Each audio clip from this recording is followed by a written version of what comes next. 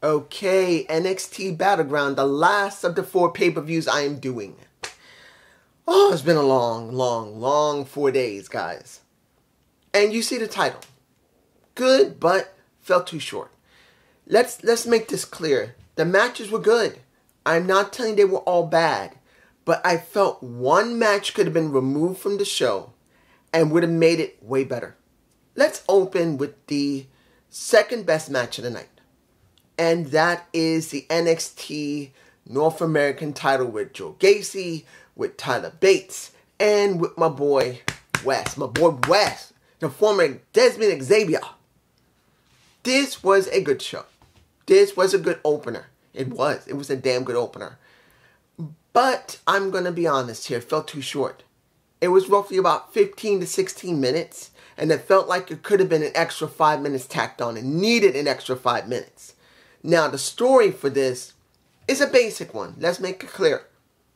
Wesley wanted to make it clear that he will be one of the best North American champions of all time. That's what he wants. That's why he's been doing these matches. Tyler Bates generally really wanted to be his friend, but he still wanted the title shot, and he felt like he couldn't do it as a friend. And then Joe Gacy made it very clear he just wants a damn title shot, and he's saying that Tyler Bates is basically trying to trick a Wesley into giving him a shot, when pretty much Wesley said openly, just approach me, bro. I'll give it to you. This is what the premise of the story is. Was this a bad match? Heck no. This was a good North American Championship match. Now, mind you, people just don't like spot fest, and that's what you got here. Was this better than the Fatal 4-Way at the Four Pillars match? No. Not even close. Look, Joe Gacy's a good wrestler. Wesley is a very good wrestler.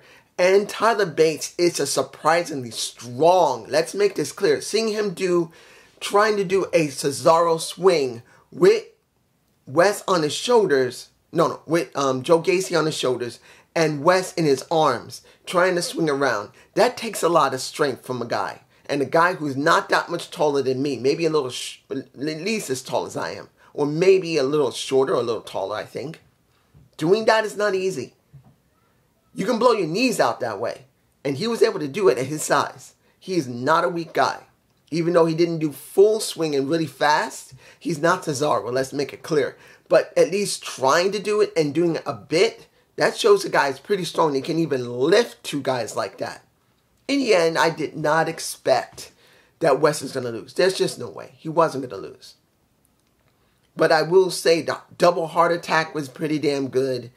The single heart attack was good. Seeing that he decided that he wanted to take out Tyler Bates outside when Joe Gacy was on the top turn rope, he decides to run past Joe Gacy, do a helo over the rope, over the turnbuckle, and hit Tyler with it. It's been done before. But it still is something you don't always see people who are high flyers do it correctly. A lot of times, they don't do it correctly. Wes did. He won, not surprised. Now, the match that could have also had a little more time, but it was understandable because of how the match itself has been constructed. And that is the Heritage Cup match. 6 rounds, 3 minutes each, which comes out to about 18 to 21 minutes, I think. If you go up there, what is it? 3, 6, 9, 12, 15, 18 minutes. 3-minute rounds. And pretty much Nolan Dar going against Dragon Lee. You get Frazier at the corner of Dragon Lee, but Nolan Dar didn't have anybody there at first. I think by the second match is when Marsha, I forgot his name, Marsha, I forgot his name. It's been a while since I've seen him. He decided to be in the corner of a Nolan Dar. First match, well, the first round of the match, nobody won anything. They were just trying to get over each other. The second one is when Nolan Dar did a good back fist to Dragon Lee's face, which stunned him enough to get the pin. And on the second match, he does get 1 pin. Third match, this is where it gets interesting, because in the third match, Dragon Lee didn't get any points, neither did Nolan Dar. But when you watch the end of that match, and when the bell rung, Nolan Dar does a back fist on Dragon Lee. Again, doing a little cheap shot. Not surprised. And that's when Omi finally came out, I believe, right around that time of the third round. Or near the end of the third round. So we go into the fourth round. That is when Dragon Lee managed to finally get a pin. Now, mind you, this wasn't 100% very good work for Dragon Lee. I think he was out of his element in this situation. Seeing that this is very similar to, I gotta say it, the Impact Grand Championships. Now, I'm not saying that the Heritage Cup isn't something that has been done for decades in the UK. But if you're going to be someone like me, who has only seen something that even comes a little bit close, and that is the Impact Grand Championships, that is the closest we come to something similar to it. And you could tell that when it came to Dragon Lee, it wasn't that he wasn't trying to play to his strength as a luchador. But you could tell that during the match, it wasn't that he was trying to tell a story. He was still trying to be a luchador more than really trying to, not say be mindful of the match. No. He's supposed to not be mindful of the match. But there is a point when you can see when someone who is a luchador, who's in a different type of element, that he doesn't need to change a lot, but he needs to make it look good within the time constraints. And as a luchador, he's not used to it. So he did not really have that understanding that since it was a time constraint, not about the match itself having the time constraint, he has to do certain pins and get the points. Within that time constraint, his normal pattern and how he wants to play to the crowd is off. And that was the problem. Not that he was going from one move to another to another. Luchadors do show certain personality, certain attitude, certain flair, and it was off. It just felt off. That was the problem for me personally, not that his work in the ring was bad. The fourth match, going into the fifth, is when you see that they both 1-1, and it looked like Dragon Lee was about to win, and then we see, what was the girl's name? Jackson. I can't remember her first name. This is like the first or second time I've seen her. I think the first time. No, I saw her when they had the draft. The girl's name is Jackson, I believe. I don't remember her first name. And she came out to distract the ref. Lash Legends comes out in the back, nails well, how can I say this? When it came to Frazier and Omi, they both rejected because Omi was messing with Dragon Lee. And Frazier decided to fight, try to stop him, and he got nailed and they started fighting each other, and the ref made them leave. By the time of the fifth match, Nolan Dar and Dragon Lee were by themselves. That's when Jackson came in nearing the end of the match, and the Last Legend basically nailed a Dragon Lee in the back, so Nolan Dar would win. I'm saying Nolan. Nolan Dar would win. So now he managed to retain because he did 2-1. And now we look like we have a faction between Omi, Jackson, Last Legends, and the Nolan Dar, the Heritage Cup winner. Am I going to enjoy seeing this new faction of what? The Champions? Maybe that's what they're going to be called? Because they were speaking like that. Him trying to put them over while putting himself over, which he didn't do a very good job. If he's going to be head of this faction, I don't think it's going to go very well. Because I don't see Nolan Dar as very charismatic. He's not bad, and it's not because of his accent. He just doesn't feel as charismatic as a Frazier would be, or as a Dragon Lee would be. That's just me, you guys tell me below.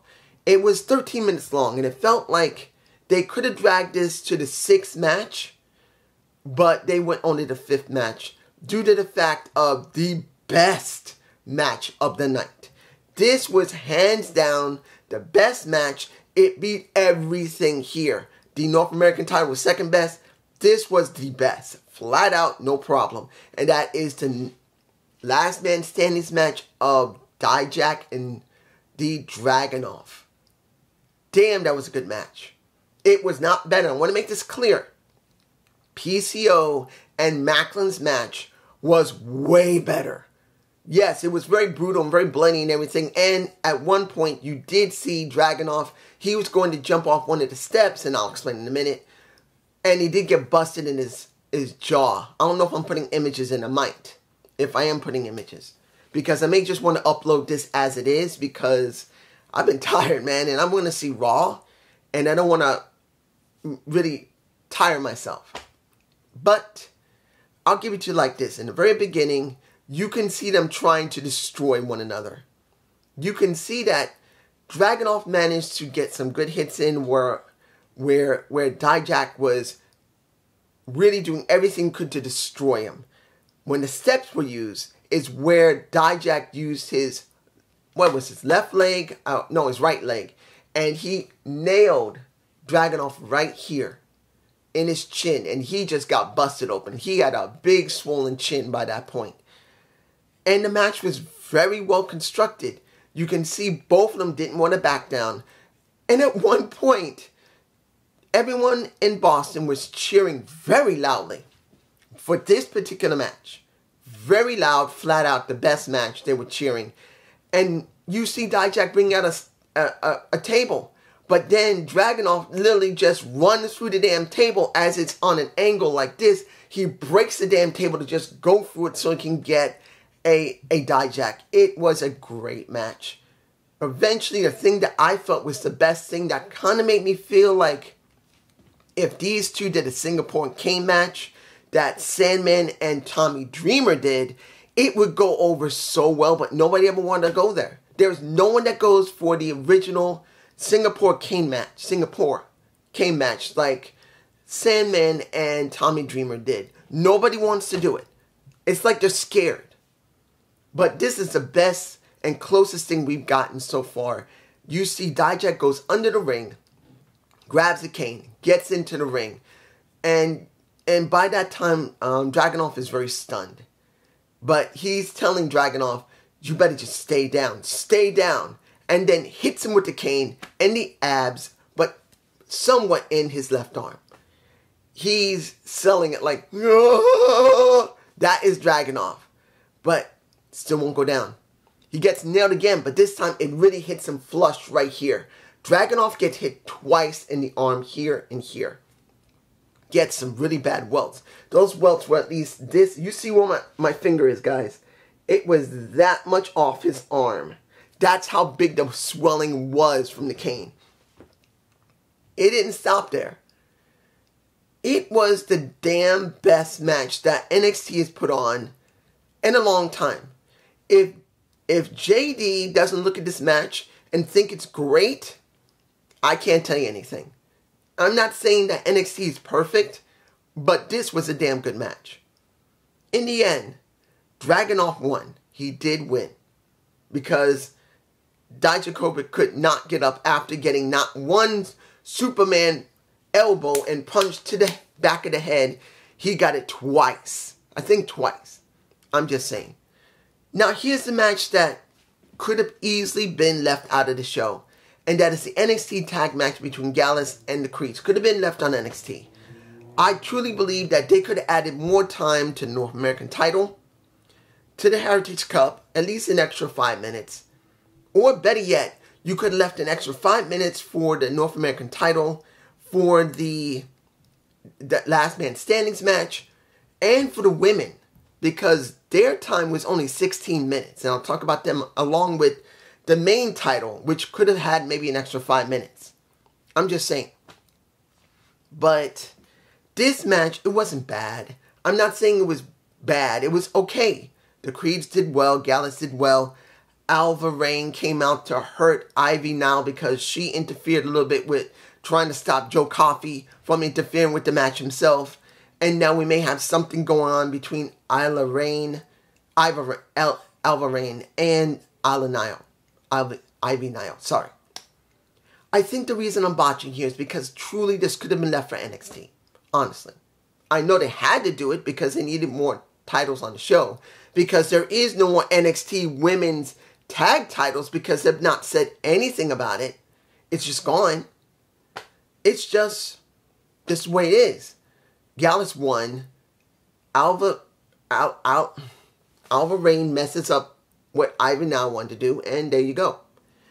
The match that I felt could have used more time, at least another 5 minutes, was the finals for the NXT Women's Championship. Tiffany Stratton versus Lyra Valkyria. You guys know how I feel about Valkyria.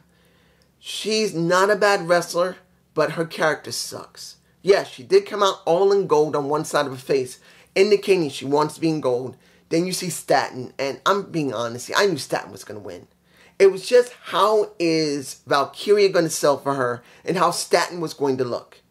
And at one point during the match, Valkyria, because the focus of the match was Valkyria's, I believe it was her right knee.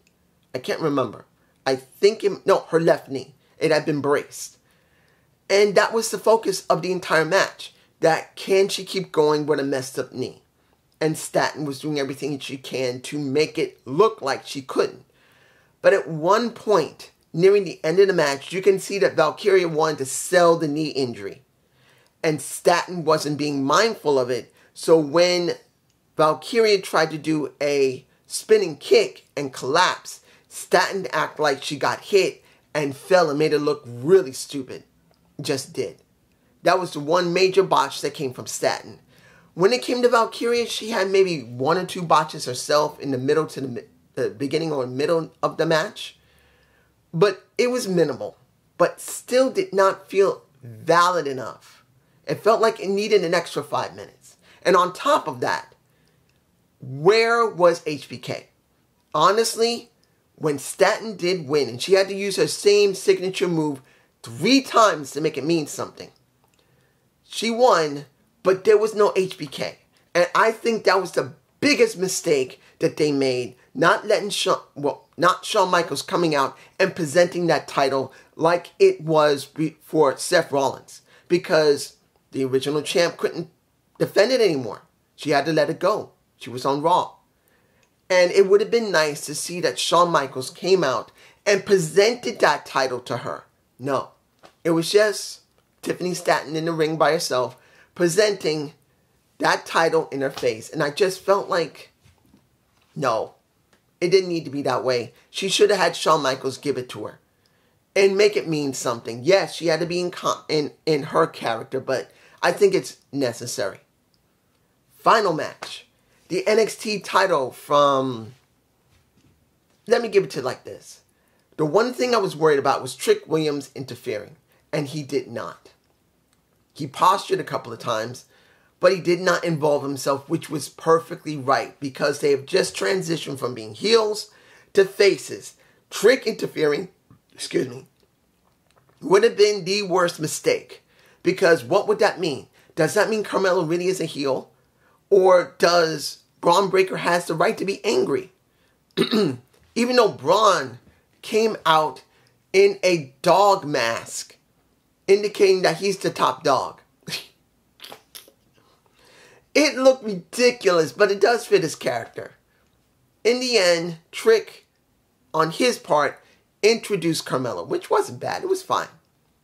Came out, he got on his arms, strapped him under his arms on flags. That I'm going like, really? I may even use those as a thumbnail. I may use a couple of the images I got as a thumbnail and just upload it with no images. But, guys, that was stupid.